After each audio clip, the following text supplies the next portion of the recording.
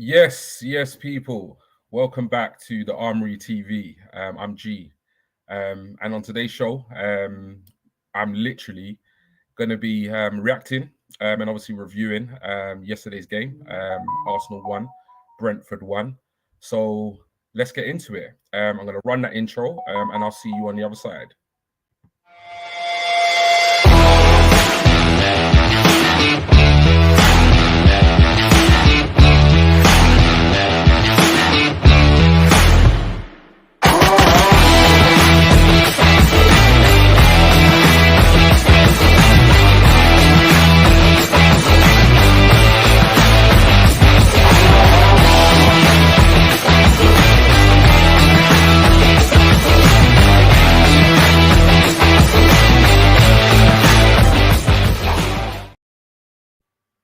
Yes, people, and welcome back to the Armory TV. I think I might have had myself on mute earlier there, so apologies for that.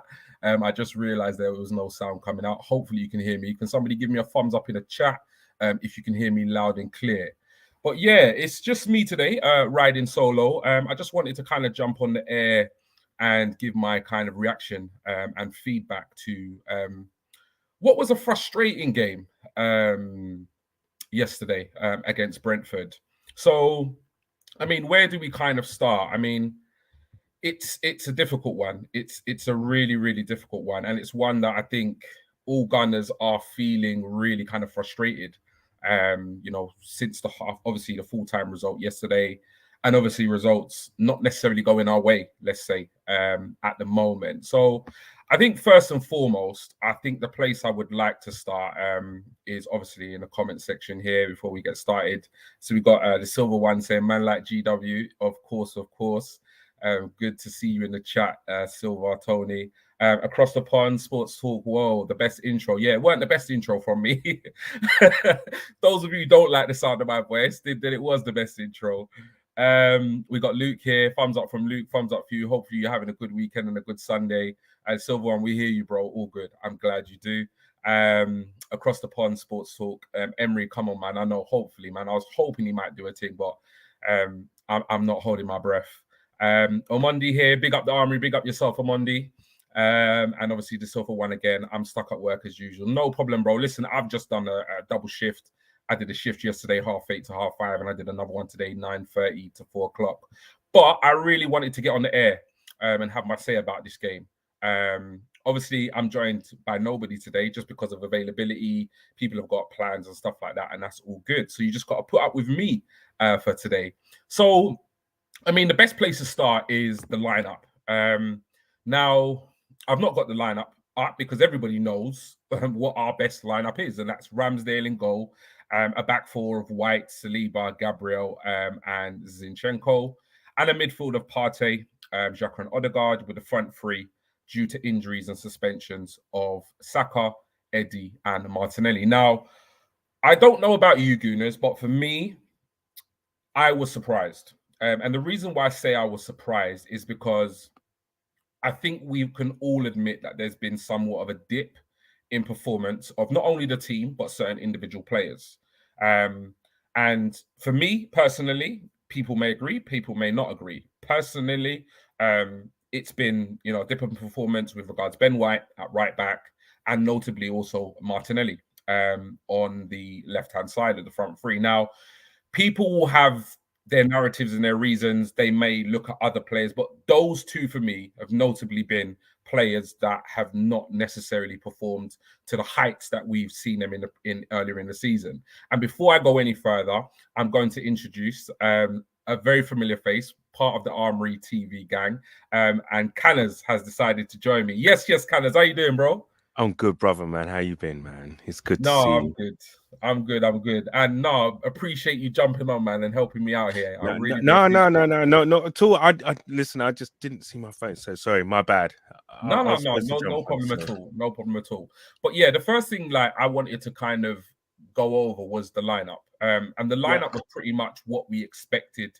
Well, what we've been expecting and yeah, have seen all season from Mikel Arteta. And I think for me, it was an opportunity to mix it up. And that's what I was explaining. I've seen somewhat of a dip in form in this team and in particular players. And without it's no agenda driven here. It's just I've seen a different performance from the likes of Ben White, the likes of Martinelli. Now we could say with Ben White, I think Rashford had him on the complete ropes in that United game. I really do think he struggled, but on the reflection, he's still having a phenomenal season. When you look at Martinelli, his numbers are pretty much where they were for the whole entirety of last season. Again, he's having a good season, but I think since the absence of Jesus, I think he is somewhat struggling. He's looking somewhat one-dimensional. I don't know if that's fatigue. I don't know if it's because he don't link up as well with Eddie. But for me, this was an opportunity for Arteta to, for me, play Tommy and Trossard. I wanted to see the two start. I wanted to see the two play. And then basically there be a shootout as who should play on Wednesday. Do we pick the regulars that have done well all season but are slightly dipping form, or do we pick the guys that potentially have come in against Brentford and done really well? What was your opinion based on the lineup that Arteta went with, the same 11 that he's predominantly gone with all season? I think I was only really slightly surprised that Trossard didn't start. I had a feeling. I actually think Ben White kind of came back quite well yesterday. He was trying to, as much as possible make those overlapping runs with Saka. I think that might be something that we're a little bit lacking. We haven't really got that kind of fullback that is natural in doing that. Tomiyasu isn't that type of player either. I mean, Tomiyasu for me is probably I would probably say our best one-to-one tackler in the sense, if someone's playing on either flank or whatever, you would want to put Tomiyasu, he's someone super dangerous, whatever, you put Tomiyasu on him. But in terms of going forward, I think that's one of the things that Tomiyasu kind of lacks. So that's why he probably still went with Ben White yesterday. The one I was a little bit not surprised, but I kind of half expected him to change would have been the Martinelli and Trossard one, just because he looked lively in the last game when he come on against Everton, and maybe as well I think the fact that Martinelli I think could do with a break, sitting out or It's such a tough one because taking Martinelli off after 60 minutes, Martinelli can still do something. That's the thing. But then you want to give Trossard as much time as possible to do something. And lo and behold, he did. He come on with a goal and he looked very dangerous. Yesterday we was very slow. Especially in the first half. We picked up in the second half, but first half we was so slow. Everything we was doing was so slow, and that comes really from the transition from playing, from like from when the ball comes from Partey to Xhaka to Odegaard, and into linking then with the likes of Saka, Nketiah or Martinelli, etc. The problem may be further back, being with Xhaka and Odegaard, and not so much with Martinelli. We seem to be moving the ball a lot slower in the first half. As I said, in the second half we picked it up, got the goal, and then we seem to sit back a little bit. So I don't know. There's something going on.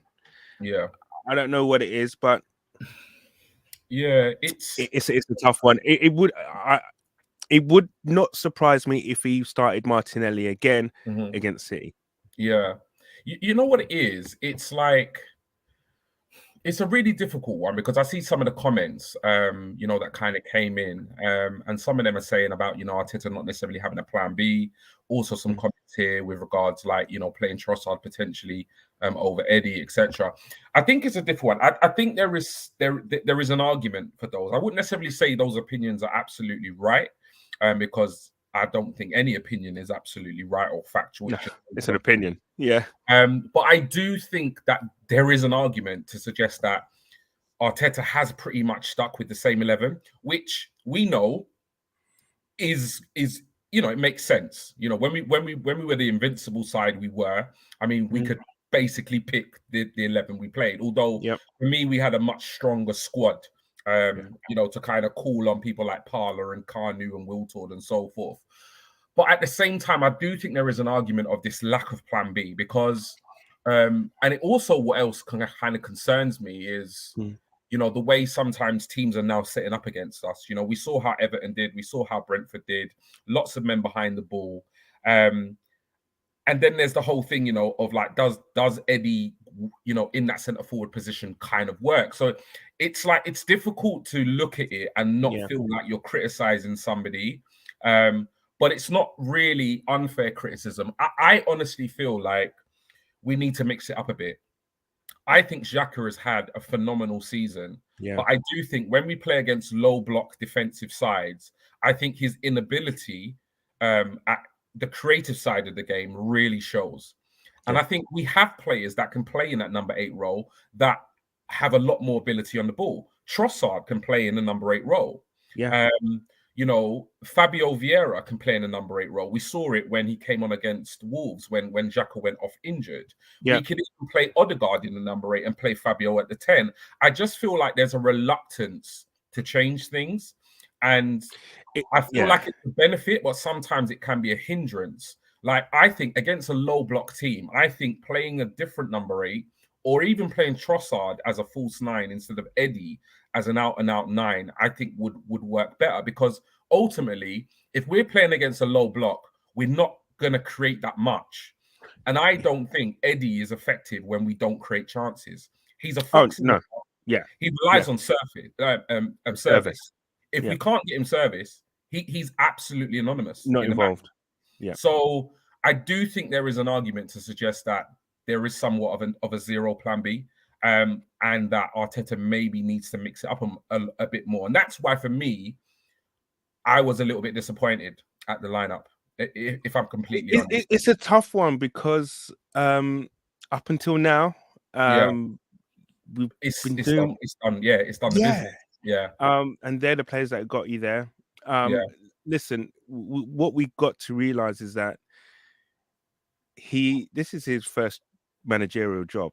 Yeah. And he is learning on the job. Mm-hmm. Maybe this for him is all. I know, look, it's not going to be any consolation to us if we don't go on and win the league, but I think this is all experience for him to kind of like say, maybe in retrospect, he might say he needed a plan B. He might say, do you know what, I should have freshened things up, given other teams something else to worry about, because there is that kind of notion that teams have now figured us out. Yeah. I think you're right in the sense that playing a Vieira instead of Xhaka and against those low block teams, that might be something that we could actually do, because there'll be less reliance really on the whole defensive side of things. However, those teams will thrive on their motto basically, or their kind of their pre-game talk will be, look, just keep it tight. If we get a set piece, whatever it is, we make the most of it. And players like Xhaka, are so valuable at set pieces, at defending. And so it's a really tough one. I mean, look, he's not really physically, he's not tall, he's not big or whatever. So it'd be a tough one really to kind of like to take Xhaka out of it. And sometimes, do you know what? He did play yesterday, a lot of quick 1-2s and stuff. But we probably just need someone to do that little bit something different and special in the final third. Yeah, and you know what? Bringing up this point, it kind of, this is another option that we've got that we've not seen Arteta go for. I mean, Zinchenko, he was labeled by Kyle Walker as the most technically gifted player at Manchester City. He's brilliant. He's absolutely phenomenal. It's what we've seen in an Arsenal shirt, and he can play that 8 role. I mean, he does it for his country. Like, why can't we then, with the abundance of talent we got in terms of Zinny and KT, why are we not putting Zinny in there at the number 8 in a game like this, and then playing KT? Because it was clear yesterday that we really did need width. And then KT probably would have been maybe more effective in that match, but I mean, it is a difficult one, and ultimately, I think whatever managers do, we're gonna obviously critique it. We're gonna look at it, etc., etc. But it is what it is. That's the lineup he went with, and as much as I was disappointed, I mean, like you said, those players have got us in this position. Yeah. So I wasn't going to make a song and dance about it. Ultimately, he picked a really good side. In his opinion, he picked the strongest team that he thought could go on and win that match. So it is what it is. I think Arteta's coming to the point where he is now. It wouldn't, as I said, it wouldn't surprise me if Trossard starts the next game. There was a point where the trigger for him taking off Martinelli was. I'm not sure if you saw it, but he tried a flick, and it was totally wrong place for Martinelli to do a flick. Yeah, and you could hear the groan in the crowd. The crowd were kind of getting that bit frustrated. Yeah. And then it was literally about 60 seconds later, or a little bit more, he was hooked. And it was totally the wrong place to do a flick, and it just didn't come off. So I think Martinelli has to kind of now get his head right in the sense that, do you know what, I'm in a dogfight now. I've got someone who's really chomping at the bit to take my place, and maybe I might need a bit of a rest, but I've got someone now really who I'm in competition with in this first 11, and that's ultimately what we need. No, that's what we want, and that's what we wanted, isn't it? Like, but signing players like Trossard is the problem we wanted to have. 100%. Is to have two quality players in the same position. Every position, yeah. This is the last comment I'm going to come to before we move on to the actual game. But I think this is something that I think a lot of Gooners are kind of, can kind of relate to at the moment. From what I'm seeing on the socials, Arteta needed to change the lineup yesterday. Part of Arsenal's failure to break teams down is the predictability of the play. Fielding the same lineup over and over again doesn't help. I agree with this to some extent, because I feel if we were, and we'll get onto this later in the show about our form and our performances, but if we were playing the football that we played in the first 19 games, which saw us put 50 points on the board, I don't see a problem with the lineup every single week in, week out, because they were doing it week in, week out. So I agree with it that, we are in a little bit, in my opinion, a dip in form, and I think changes need to be made. At the same time, for me, that's because the level of performance with the first 11 has dipped. While that first 11 were performing, it made complete sense to play them week in, week out. Now there are a couple examples of players, whether it's fatigue, whatever it is, are not performing to the levels that they've set themselves this season. You have to make changes, in my opinion. But like I said, it's all opinions, each to their own. If we get onto the game itself now, I mean, going into this match, I don't think anybody thought it was going to be an easy game. Given the fact, I think even more so now the game's been played, all the stats are starting to come out about Brentford's record against the top 6 sides, which is absolutely phenomenal. They're the most formed team in the Premier League over the last 6 games, which I think they accumulated 14 points. And I think Arsenal are joint second with 11 points. So, I mean, they're an informed team. We've seen them go to the Etihad and beat City 3-2. We've seen them get points from other teams, chasing top 4 and chasing top 6. And I mean, I didn't watch the entirety of the game because I was at work, but I was catching snippets of it. And, they looked more than a match for us in terms of how they were playing. And by all accounts, I mean, in the first half in particular, they had some really clear-cut chances and probably should have gone 2-0 up in the first half. What did you make of the first half in particular, and how we started the game and how Brentford played? So I was lucky enough to be at the game. So so I was pretty much I was impressed with Brentford, most notably the 2 that they had up front. Mbuema and especially Tony. Tony. Do you know what? I wasn't that wowed with Ivan Tony before yesterday. But seeing him in the flesh, seeing the little things that you don't see on the TV screens, etc. You just watch a player and see. Do you know what? Let's see what the hype is about this player. And I can't think of a striker really this season that has given Saliba a heck of a game. It was a heck of a battle. 100. It was brilliant. So I think he also had a point to prove after the game that we when we beat them at their ground, we totally closed them out, and I think he had a point to prove. Having said that, they should have been 2-0 up at half time. Actually, they had a goal disallowed, which was rather harshly disallowed. Mbuema went through after a Tony knockdown. I just we wasn't at the races. I don't know if you remember last year when we played Brighton at home, Yeah. where we lost. Hmm. Trossard scored in that game actually, but Yeah. and Partey wasn't playing that game, and we was playing Lokonga, but the performance was very much akin to that, where Yeah. everything was just slow, and you just Mm, had a feeling that we're not quite at it today. yeah. There was something missing.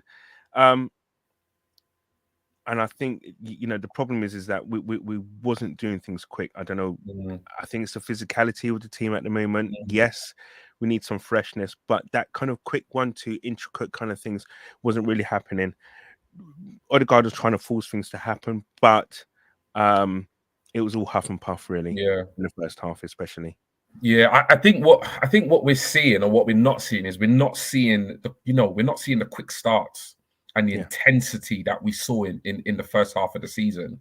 I mean, we became almost like renowned for how quick we were starting Yes. games and Yes. how we were getting at the opposition so early. Like they just didn't even know what was happening. Off the Absolutely bam. yeah. Boom. Yeah, we were just Yeah. bamboozling, the opposition straight away before they could settle, get an early goal, and then the complete reflection of the game changes.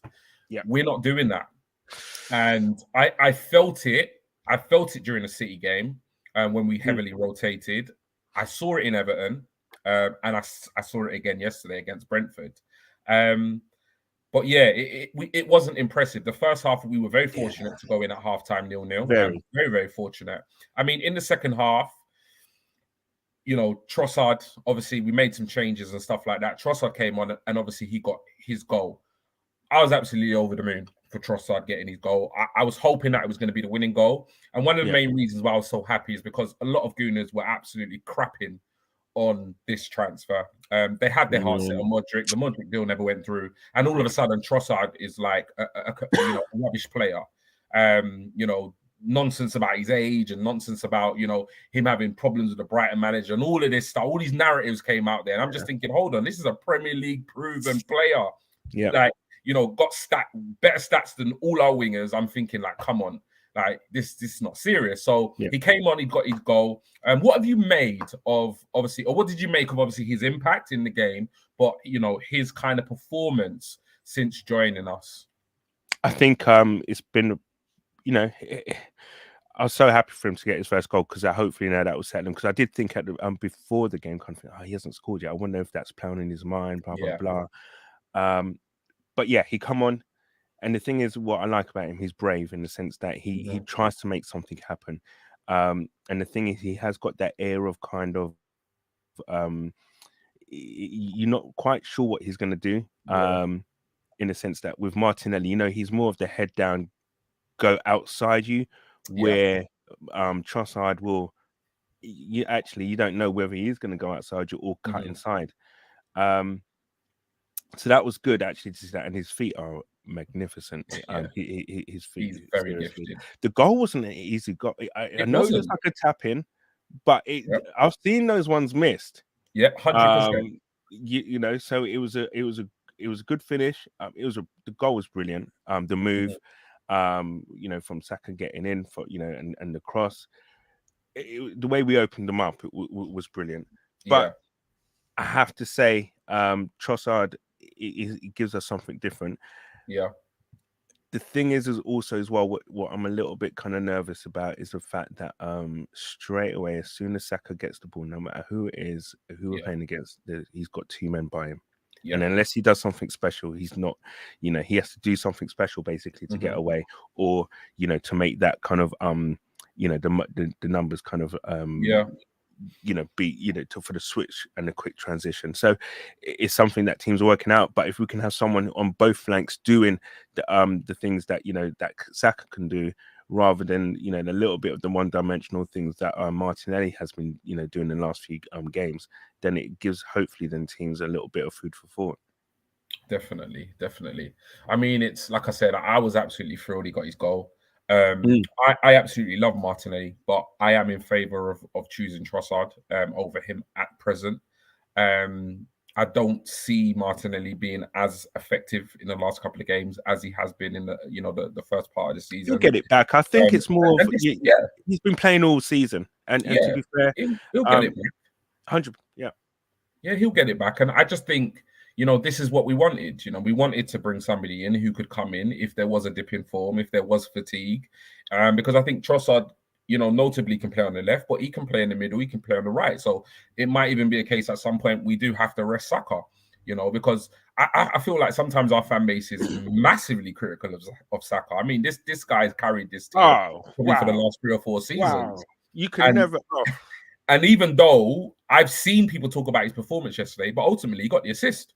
Absolutely. If you look at his stats, I mean, you take him out this Arsenal side, mate, he's going to leave a massive, massive, massive gap. Listen, as soon as he gets the in the ball, front you three. think something's going to happen. You really do. Yeah. And that is the thing is that you can see how we try and play is to look to open it up to get everybody onto the left side, and then a quick switch, boom, it will go Zinchenko, Partey, Saka. Yeah. And it will just try and do that quick. Yeah.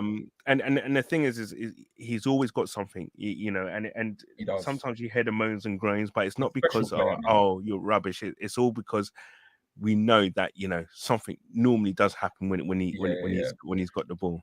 Definitely. No, it's true. It's very true. I mean, obviously, we weren't at our best. Nevertheless, we did take the lead, as we said. And I mean, with 15, 20 minutes to go, playing at home, not potential, title push, title challenge, you want to be able to see it out. But we didn't. We conceded a goal, which I wouldn't necessarily say was the greatest defending from Arsenal. At the same time, obviously, we've seen a fallout of this. It was an absolutely appalling decision by not only the ref, linesman, but VAR as well. It's inexcusable. Which is accumulated to them apologising, contacting both clubs and apologising because it wasn't just the only mistake this weekend in the Premier League. There were Chelsea, Brighton, huge goals which are going to have and probably will have an impact on league standings come the end of the season. I mean, Chelsea are chasing Europe, Brighton are chasing Europe, and we're chasing right. Yeah. So, I mean, big bad decisions in big games, which are riding on a lot in terms of league positions and stuff like that. Now, there were 2 offsides, and basically these offsides weren't given because Lee Mason forgot to draw the lines and check for the potential 2 offsides. Now, that's why I've just put up that goal because I don't even care who scored it. I don't really want to talk about anything else. I kind of want to focus on VAR, and at the same time, I know it's a stupid question. We've seen reactions from the likes of Ian Wright today. I don't know if you've seen his video that he put out on Instagram and TikTok. Confused. And I think it pretty much sums up how every single football fan at some point in time has felt or will feel in this season. Because a lot of the time, rival fans, I've had it on my Twitter. I put out a tweet about Arsenal and I never put out this conspiracy thing. I never put out like it's just us. I just complain about the decisions that affect us. And I get a lot of rivals saying, oh, you're always moaning, you're always this, you're always that. And I feel like they are just completely not getting it. Like, I'm not saying it's an Arsenal thing. I'm just an Arsenal fan. So I'm speaking from my perspective of having poor decisions. And I think this is something that I think fans from all over the country should just unite on. The problem is not bias like Arsenal, United, Chelsea. No. The problem is the Premier League. The problem is officiating in this country. And it's PJMLL, basically. Poor. It really is. Like, how do you feel? And just sum up your feelings. Like, we've obviously, officiating in this country, VAR and how it's used, and in particular this incident, which ultimately, regardless of the fact that we didn't play very well, has cost us 3 points. Enormous frustration. This is supposed to be the best league in the world, right? And well, listen, Wednesday's going to be huge. Listen, it's supposed to be the best league in the world, and with that, you've got to have the best, officials. You've got to have some kind of, infrastructure doesn't make basic mistakes. Now, forget? How can you, when you're doing an offside, you're ruling on an offside, do you not get the lines drawn? When you know that it's touch and go, how can you not get the lines drawn? Now, this is not even about apologizing, whatever. This is straight up incompetence. Yep. You're not, that's gross misconduct. Yep. To the point. And I feel he should be. What is the punishment going to be for him, for Lee Mason, Yeah. in getting that basic rule? Yep. In terms of officiating on a decision, basic. Everyone, it doesn't matter if it's 5 yards, 10 yards off. The first thing you do is draw the line. Yeah, that is your foundation. You draw the line of the last defender. 100%. It's crazy, man. Yeah, it's crazy. I don't want to say that these things even out because there have been. All right, I'll go back to. Listen, and you're hitting the nail on the head 100% in the sense that it's not just an Arsenal thing. It's about a PGMOL thing in the sense that they've got to get their house in order. Because, do you know what? Against Liverpool, do you remember Saka should have been called offside as well? Yes. So you can say, those kind of things, even themselves out or whatever. But at the end of the day, let's just get things right 100%. And then there wouldn't be. You've got it's not a technology thing. It's not the fact that you've got robots making their decisions and stuff. It's a human error where they've got that aid of technology. They can sit in a quiet, nice, heated room. Look, because that decision wasn't made for 2 minutes. They can take 30 seconds, a minute and a half. Draw your lines. Be 100%. And this is it. I don't think football fans would mind waiting if when the decision that came back was correct. Exactly. That's all you want. You've got the technology there to assist you. Use it correctly. Yeah. That's all we're asking. And if it's a goal, it's a goal. But by the end of the day, I mean, that's one of those ones where we when there is no VAR and you say, oh man, that was offside, that should have been called offside, blah blah blah. But there is no excuse now because that is an offside goal. It's offside and it should not have been given. And they have everything there to disallow the goal and come to the correct decision, and they haven't used it. I don't know in what. That's like a pilot getting into flying a plane and failing to check if the doors are closed before taking off. It's that's the fundamental thing you do in an offside ruling. You check the lines. It's crazy, and I think this is why, like I said, when I put tweets out and stuff about complaining about it, and rival fans pipe up. I mean, it's not it's not even about that. It's not about a competition. It's not about saying we get more worse decisions. Obviously, if you support a club, you're gonna predominantly watch your games 100%. And you're gonna feel like that. But this is about fans uniting so we can get the Premier League and officials in the Premier League to improve. Because I put out a tweet and I said, it's all well and good apologizing, but at the end of the day, then these decisions are not being overturned. There is zero accountability. That's the thing that really annoys me. Other profession in the world, where there is no accountability. If you're a police officer and you use over the top force, you get done. You get done. Like it's that simple. If you're a bus driver and you have an accident, you get points on your license. If you're a teacher and you don't teach a great lesson, you might get a disciplinary. Whatever it is, like every single profession, there is a process that if you make a mistake, whether it be intentionally or not, there is a consequence. It's that simple. What will happen to him? Understand it. I really don't. And I think the worst thing is it's not only the fact that they're not overturning decisions or there isn't any accountability, there is no vision or promise to improve things. Exactly. Just an apology. So we're just going to be here again next week, the week after, next season, 10 years from now, when me and you are both sitting here, absolutely, like with a couple more wrinkles and me with a couple more white hairs, we're And going to be yeah, having the same they're all coming up. conversation. We're going to have the Absolutely. same conversation because there's no vision to improve things. They don't. I honestly believe they just don't care. They don't care. They No, just you know they're a law to themselves and they're just going to continue to do what they want to do and how how they do can it. you not do the fundamental thing and draw? When it's 5 yards or 3 yards offside, they still draw the lines, most of them. You see Exactly. that, yeah, offside and the Two lines drawn. offsides, two offsides in the Come on, same phase of come play. on, It's come absolutely on. ridiculous. But you know what? We'll It's move just on yeah. because man's just getting vexed. But yeah, now this is obviously the game ended 1-1. Some people will say a good point. Some people have said it's a good point, given how the game went. Regardless of what happened with VAR, the way Brentford played, the chances they had, their recent form, their play against the other top six sides. Some people say it's a good point. Others say it's 2 points dropped for various reasons and narratives. I feel like it's 2 points dropped, in my opinion.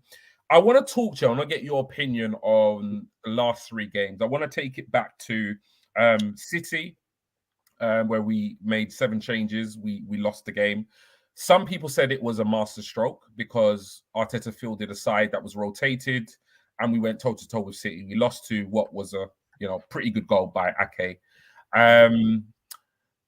We then went on to Everton, and Everton played out of their socks. Dyche came in, new manager bounced. We lost the game 1-0. We were looking for a return to form against Brentford. Again, somewhat of a below par performance. A lot of people are saying Brentford are a really good side. It's a good point. Opinion kind of differs. Now, before I ask you, I believe this is a dip in form. Me personally, I'm not completely buying this narrative, and I've put it in the WhatsApp groups. And I know it might not be a popular opinion, but it's just my opinion. I put it in a lot of Twitter groups. I feel in this Premier League, you can always build a narrative because there are so many good teams in the league, and the league is so competitive. There is always a positive spin that you can say, oh, there's a reason why we lost. Ultimately, the team that played against City, Everton, and Brentford for me is not the same team that played in the first 19 games that put 50 points on the board. I'm not seeing the same intensity. I'm not seeing the same press. I'm not seeing the same creativity. And I'm not seeing the same free flowing football. For me, I'm just not seeing it. Maybe other people are seeing it, but I'm not. I feel like the narrative that we rotated is an excuse. I feel like the Everton game, new manager bounce, we should have been prepared for that. It's an excuse. Brentford form, well, we know Brentford are a good team. It's an excuse. Yeah. If we go on to drop points against City, what are we going to say? Are we going to say they're a top team? So we were always potentially going to drop points. When we play Aston Villa, we're going to say, but it's a tough ground to go to. When we play Leicester, we're going to say, well, but they recently beat our North London rivals 4-1. I honestly believe that there can be a narrative created for any team you drop points to in this Premier League because the league is so competitive. For me, it's about us turning up and us performing to the highest of our ability and getting those points to win those games to push on for the league. I feel in the last 3 games, it's not been there. That's just how I feel. For me, it's very simple. It's very clear, and I'm not really interested in all the kind of excuses that people are about. Yeah. I just think that this team is not performing the way they were in the first half of the season. What's your opinion based on the last 3 results, but more importantly, the performances in those 3 games? In I think one of the reaction shows, I said to the panel basically that I thought it was wrong to play a weakened team against City, I making that agree. many changes. Because certain things, especially against a team like City, sometimes it's about momentum. Mm-hmm.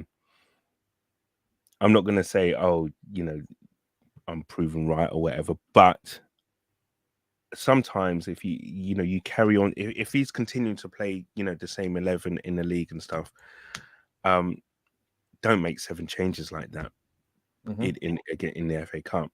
I think fair enough. You changed maybe the keeper and a couple other players that that you want to see, like your Trossard, but you don't make wholesale changes, in my opinion. Yeah. And I think that's had an effect on the performances, because I don't know, something's crept in, and the way we was playing, a lot was based on momentum and keep things going, and things were just kind of exactly. Yeah. Confidence has taken a dent in the last 100%. 2 games against City and then Everton, Mm-hmm. to the fact that, do you know what? Teams are kind of like not letting us play, and we've got to think of something different here. Against Brentford, we're going to come up against teams that play more and more like this, and we need to figure this out, what we're going to do. I think Wednesday's game will be more open, and I think it'll be more, it would suit us that bit more, I believe, playing against City on Wednesday. But it's going to be one heck of a game, and the Emirates has to be rocking. Yeah, it's true. I understand some people's viewpoints of we don't have the biggest squad, we can't play on 3-4 fronts, etc., etc. At the same time, when I saw the team that played against City, I just wasn't happy. I felt like it was a team. I felt like we just threw the game in terms of like making 7 changes. In the end, that's how I felt. Yeah, I think in the end the team played pretty well, and they did pretty much go toe to toe. Nevertheless, City were the better side for me across the 90, and they won the match. So I couldn't see the logic in it being a masterstroke, because as far as I was concerned, I'm a literal guy. I'm a very literal, logical person. As far as I'm concerned, we lost, Brethren. That's exactly it. You didn't. We lost. A lot of people said, "Oh, we went toe to toe with them, and blah blah blah." But you would have killed them even more had you beaten them. This is what I'm saying. So they would have said, "Wow, they've come to our garden, our house, and they've beaten us." Exactly. Like for me, wow. There was this whole narrative of like, we picked a weakened side, we went toe to toe with them. That means when we pick our first team, we're gonna beat them. I'm like, listen, forget all that. Forget all that. I just wanted to win the game and be in the next round, Bridget. That's win the game. I'm in the business of winning matches. Do you understand? So I don't think it's any surprise we've gone on to drop points against Everton. I don't think it's any surprise we've gone on to drop points against Brentford. I think what people need to understand, like you said, you mentioned a key word there, it was momentum. I think what people fail to realize is just how young this side is, and just how impressionable young people are. So as much as you might feel, when you don't have the experience and the know-how of being in this position and chasing down a league title and stuff like that, panic. Confidence and momentum is a very fragile thing. So I think what we're seeing is I'm seeing a vulnerability about Arsenal since that City game. And I was feeling very confident up until that point. I even went on to say that I actually believe we will win the league this season. Very quickly, I'm seeing red flags. The performance again, I thought we would go unbeaten in the month of February. Against Everton, I'm sorry, we were poor. You can sit there and say Dyche and manager bounce and all this business. Listen, we go out there and we play the football we can play. We beat Everton. Yeah, it's that simple. Man for man, we have a better squad. Yeah, if we turn up, we win. It's that simple. Same against Brentford. We slapped Brentford in their own backyard. At home, we didn't perform to the levels. Now, people might say fatigue. People might say, and I understand it. You can't necessarily. In a league across 38 games, you're not always going to be at the races. You're not always going to have that same level of intensity. But at the end of the day, I think Arsenal fans, sections of Arsenal fans, I think we need to just call a spade a spade. We've not been as good in the last 3 games as we've been in the first half of the season. But the whole narrative thing, I'm not really digging it. No, there is one thing though that's really concerning me, especially in the last 2 games. And both those teams were big teams. And today, actually, City have got a huge team out in terms of physicality, in terms of the size of the players. we've been very, and I've been watching it closely. We're very rocky and a bit dodgy at set pieces, defending set pieces. Um, Obviously, Everton scored from a set piece, got bullied. Mm. And yesterday, Brentford, their set Yeah, pieces were good, were varied. They could have and should have scored probably from a couple of their set pieces. yeah. And we look a little bit shaky from that, and that needs to be addressed. Hmm. Because playing against these teams like your Villas, your Leicesters and stuff, they're going to see that, you know, or play lower teams like your Leeds or whatever coming to our place. That's going to be their blueprint. 10 men Hmm. behind the ball, and if we get a chance, we have a set piece, we put it on them, and we make Hmm. them panic. And Yeah. yesterday there was a couple of times we were panicking. You could hear it in the crowd. We was just like, oh Mm. my god, jeez, Yeah. we got away It's with that one. difficult, man. It's difficult. I mean, we're not gonna obviously go too much into the City game Yeah, because we will be previewing the yeah, game tomorrow night preview. at 7 Yeah, p.m. Bobby will be obviously hosting. I'm not sure who will be on. I know I'll be on, but I'm not sure who else will be on yet. But I mean, in terms of obviously the right. way results have gone, I mean, Manchester United have made some headway on. They've caught up a little bit. Even though United fans are still denying they're not in a title race, they are in terms of Good for mathematics. them. Good They, for them they that they are. You yeah, know. they are there. Yeah, When and I understand I understand Man United fans being reluctant to want to admit it because it took me a long time to admit it myself. So I 100%. completely get it. But yeah, Man United have closed the gap. Obviously, City winning 3-0 against Villa means that they will be within 3 points of us. So Wednesday's huge. True. They beat No, us yeah, on three. Wednesday. Sorry, Yeah, sorry. they beat us on Wednesday. They go joint points. They will go Where they're top going top. Yeah.